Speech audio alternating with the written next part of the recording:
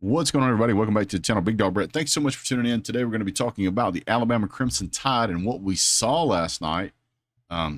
Concerned what is going on over there in the great state of Alabama. For those of you who didn't tune in and watch that game, you absolutely missed a treat of boredom. This is the worst performance I've seen out of an Alabama team in a long time. Not sure what happened over there. Alabama fans are disheartened and discouraged and should be.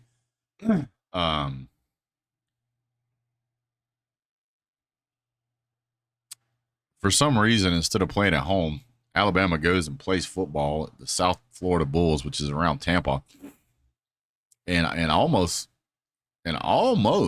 gave away this game, in my opinion.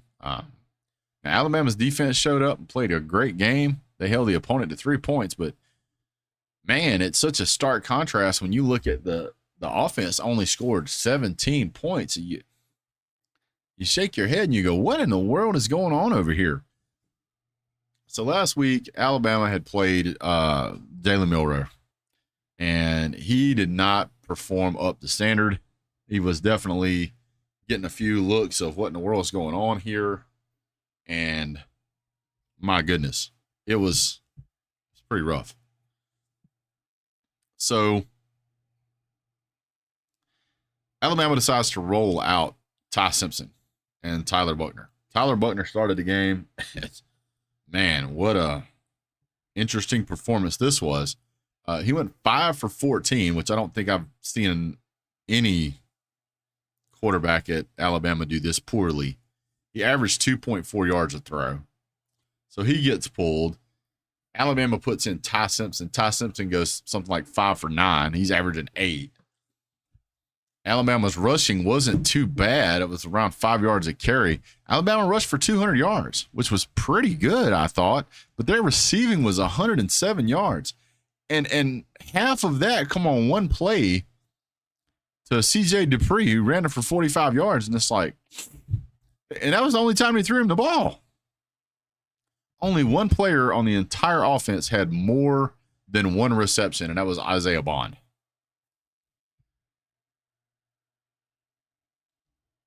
Kool-Aid McKinstry fumbles the ball, loses it. The only thing that really, in my opinion, saved Alabama in this game was they had 5 sacks and 10 sacks for loss. The scary thing is that South Carolina's defense also had 5 sacks and 8 tackles for loss. How in the world is South Florida getting in the backfield of Alabama? Why is that happening?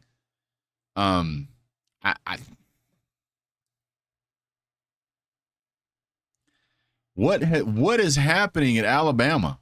What is happening? I'll tell you what I think's happening, and this is going to make a lot of Alabama fans mad. Is I really think that since Georgia beat Alabama for the national championship in 2021, I think Georgia broke Alabama. Alabama comes out and loses to Tennessee, which they should have won that game last year. And then they turn around and lose to LSU. Now, granted, they had a great season. Not saying they didn't have a bad season. But what we're talking about is a trend. So they lose to Georgia on a big stage. Then they turn and lose to one of their biggest rivals. They should have lost 3 or 4 games last year. They lost. There was 4 games that they could have lost on like the final play of the game. Ole Miss did lose to LSU. Did lose to Tennessee. Beat Texas A&M by 4 points. Lost to Texas by 1 point. Should have lost that game. Got saved by the referees. But then you look at this season, and this season is not starting out good. Middle Tennessee was a pretty good thrashing, but Milroe, even though the score was 56-7, he only threw for 194 yards. And somehow Alabama only rushed. Their high rush was 48. Milroe. Then Milroe comes out, falls on his face against Texas, loses 34-24. comes out and get the biggest struggle win I think I've ever seen at Tennessee at 17-3 for South Florida. And then next week you play Ole Miss. You know, it's almost like somebody said at the beginning of the season that Alabama was going to take a big step back. Who was that guy? It won't take you long to find that video. Go watch it. It'll give you an update on what's about to happen the rest of the season. If South Florida's getting in the backfield like this, you better hold on to your chin strap because it's going to be a bumpy ride. You still got to play Tennessee. Yes, they lost to Florida, but they're way better than South Florida. We thought they were way better than regular Florida, but yeah. Kentucky's got a stout defense. LSU is ranked almost in the top 10, I think, right now. So they're probably going to win. You could easily be looking at a 4 or 5 loss season here, guys. I'm not joking. Y'all can get mad about it if you want to, but you better look at what's going on because it ain't looking good over at Alabama. And then before you guys jump down in the comment section and you go, oh, but we got Nick Saban. He's the greatest of all time. We got 8,000 5-star bench riders. That's great. How did it help you in the last game? Not too good. I'm not telling you this to rag on Alabama. I'm telling you this to give you a realistic expectation of what's fixing to happen if Alabama doesn't get it turned around quickly. There is zero reason why Nick Saban should be at week 3 and have lost a game to Texas and have almost lost a second game to South Florida. But they won by 2 scores. You watch that game. Watch that game. And it will tell you up front that Alabama struggle won that in a big way. That's one of the biggest struggle wins I've seen all year. But anyway, I digress. There's no reason for Nick Saban to not have a Heisman quality quarterback right now. He's had Tua, he's had Jalen, he's had Bryce Young, he's had Mac Jones. That's 4 truly elite quarterbacks. So clearly he can recruit elite quarterbacks. He knows what elite quarterback talent should look like. This isn't new to the GOAT. He's the greatest of all time, the GOAT. Then why can't he figure out how to get a good quarterback in there? Because all these quarterbacks are terrible. And if you are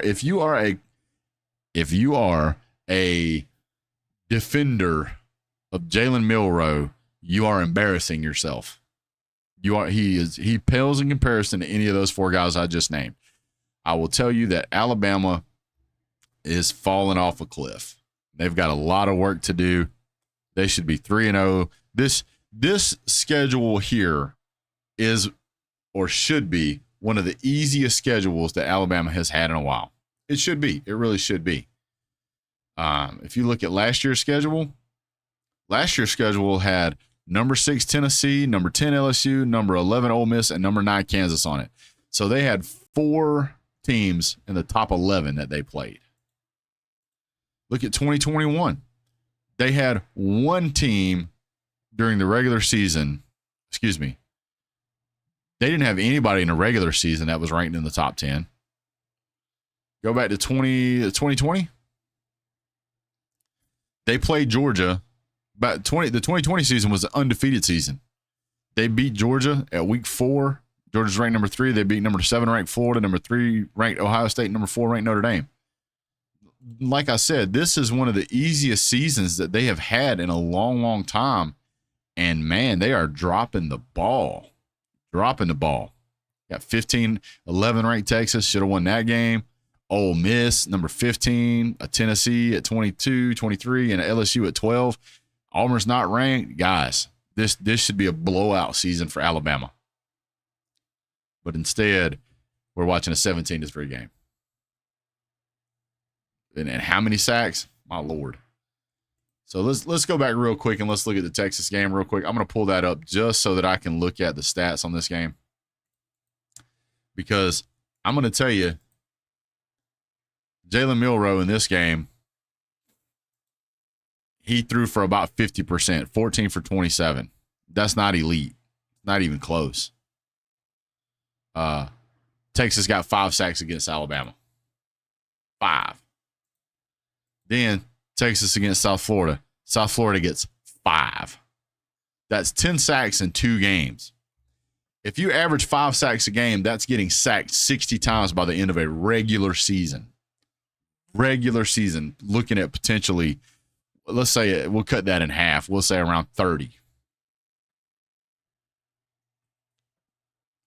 O-line's got to tighten up. A lot of highly recruited, highly ranked players on that offensive line. They got to do a better job, man. Got to do a better job. I understand that Alabama came in and got a new offensive coordinator, new defensive coordinator, but we're talking about Nick Saban, the GOAT. The GOAT. He should have done better for you guys. Y'all deserve better. Alabama's a better program than this. They should be better than this. And if you're mad at me for saying that, I'm not sure what that says about your fanhood as an Alabama fan. Alabama should be better. Alabama has built itself to be better. Alabama deserves better. The SEC deserves better. Everybody deserves better from Alabama than what we're seeing. And if that hurts your feelings, I'm sorry. Almost. You guys have a great day. God bless. See you guys soon. Go Dogs.